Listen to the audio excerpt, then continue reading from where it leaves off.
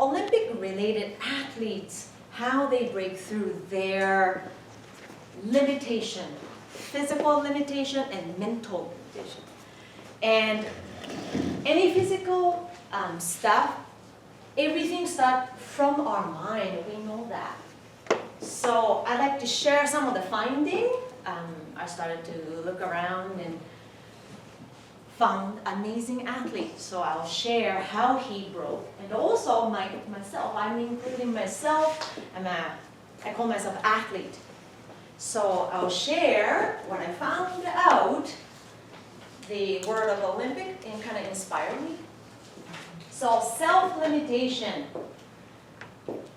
Back in 1923, it's kind of hard to remember the numbers, but anyway. So Finland athlete broke world record.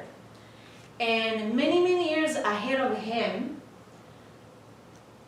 nobody could break the world record. I remember seeing it was 37 years, nobody broke the record. So he cut 2 seconds off. So the record that he had was 4 minutes and 10 seconds and 3 for 1 mile running. 1 mile, 1.6 kilometers. So that was unthinkable back then, 1923. And after that, people start to think, oh no, we cannot break under 4 minutes. It's going to be impossible, unthinkable. That's what they thought. And it took a while for them to break. All the athletes around the world, they tried and tried. Nobody could break it. So another 31 years, people keep saying this is so difficult that it's almost as hard as climbing at Mount Everest or going to the North Pole or South Pole. It's almost impossible. So after that,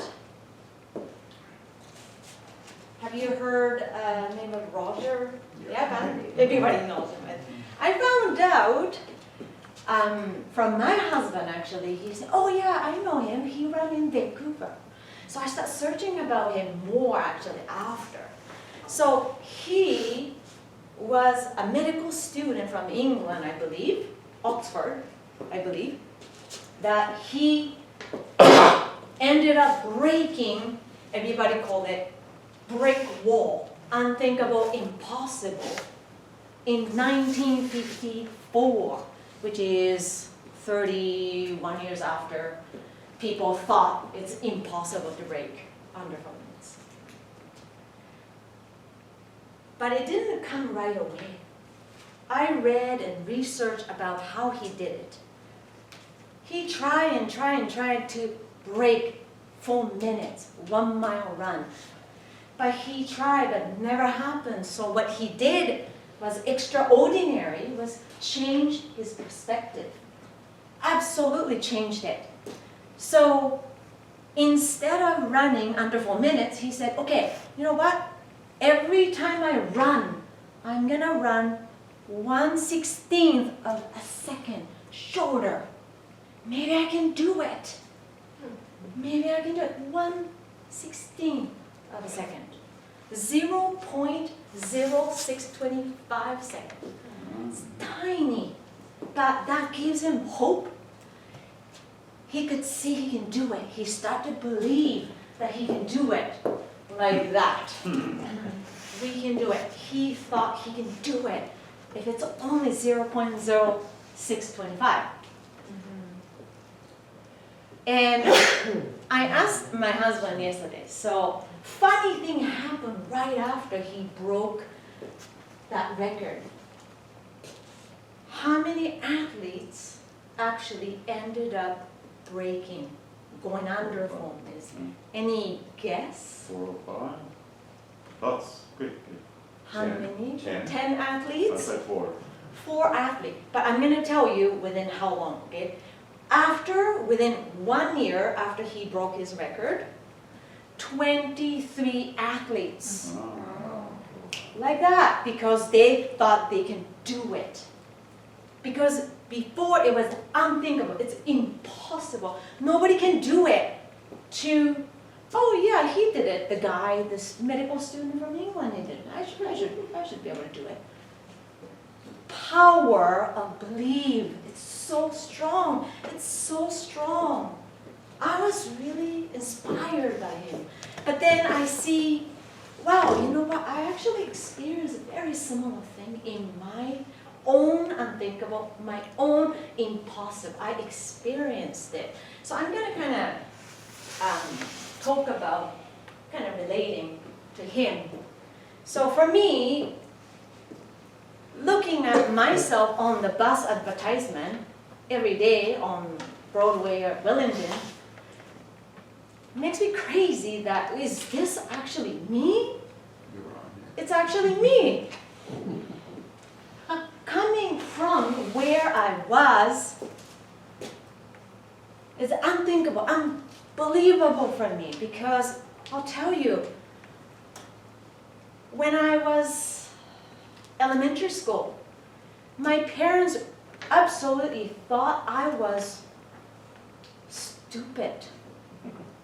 I was stupid because I was really, really spacing out all the time. Want to go outside and running around. Hyper kid, it could never sit still. Teacher thought I was too crazy, never listened.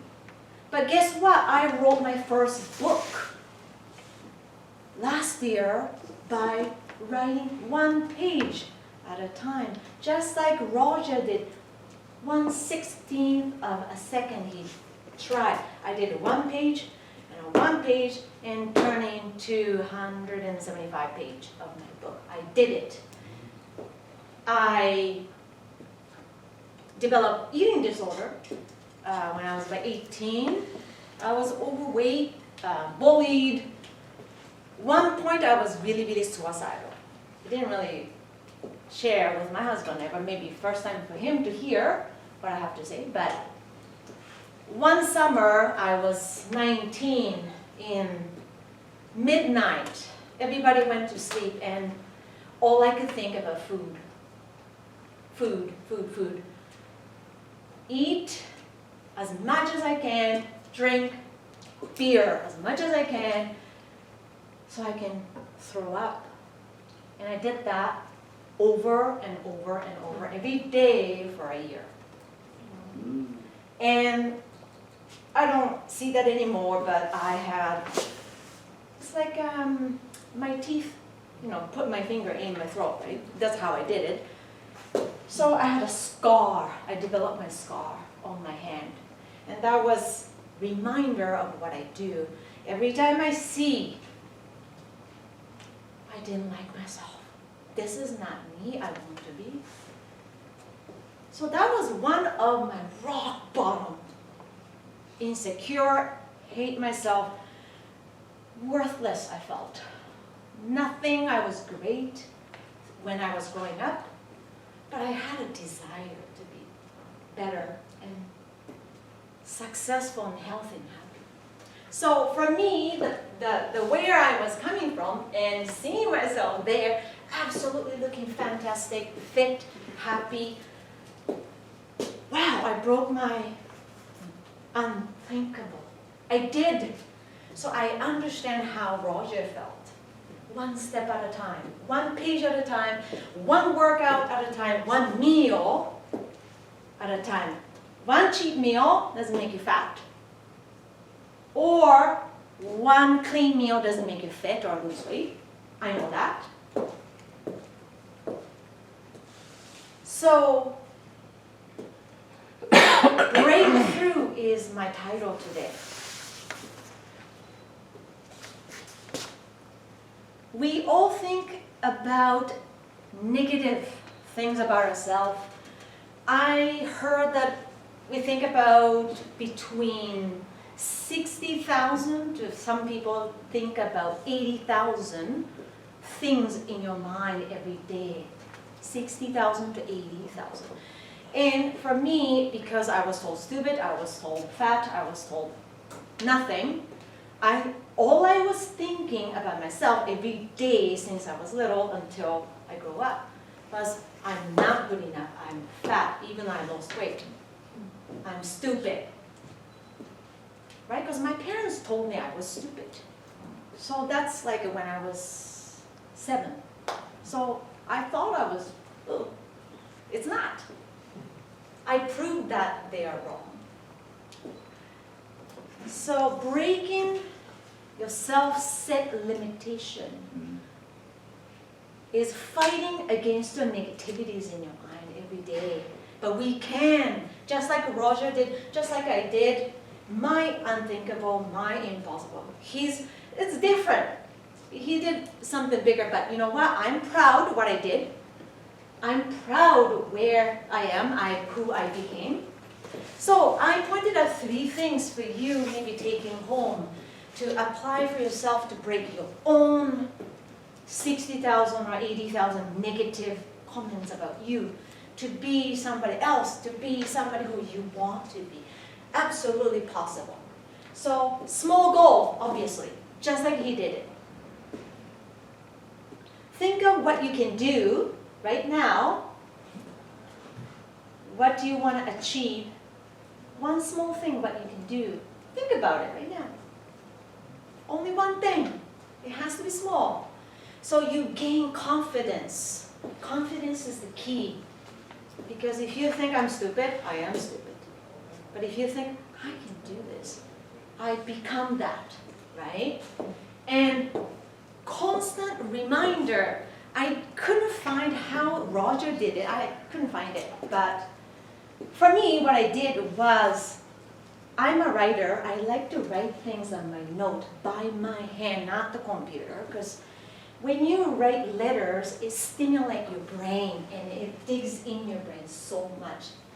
So I write things, sometimes I write the mirror in the washer, he knows that. I'm beautiful, I'm powerful, my book is going to help others. Stuff like that. Some people say affirmation. When I quit smoking, oh, by the way, I was a smoker for a long time. I used to say, I want to stop smoking. But after I gained my confidence, decide to stop, I start to say, I am non-smoker. Instead of, I want to. Because then I want to smoke, right? Instead, I'm a non-smoker.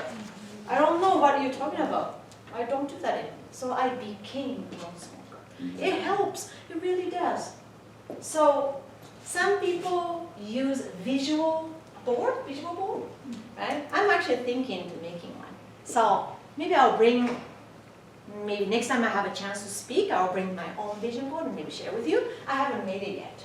Now, last one, discipline. You know, the thing is, after I was listening to Marcus Thursday, I had so much inspiration. But also, I was feeling very similar to what he was saying. When you're crazy, felt rock bottom, that you have a crazy desire to change myself, it become my obsession. And it's not discipline anymore because you want to do it so much. So people might think I'm a hard worker, but it's not hard work. I'm enjoying, expanding, learning. So find something that you want, like a burning desire, and it shouldn't even be disciplined, right? So think about what you want to do, one thing that you love and achieve. Obviously, we're here for improving speaking, I think.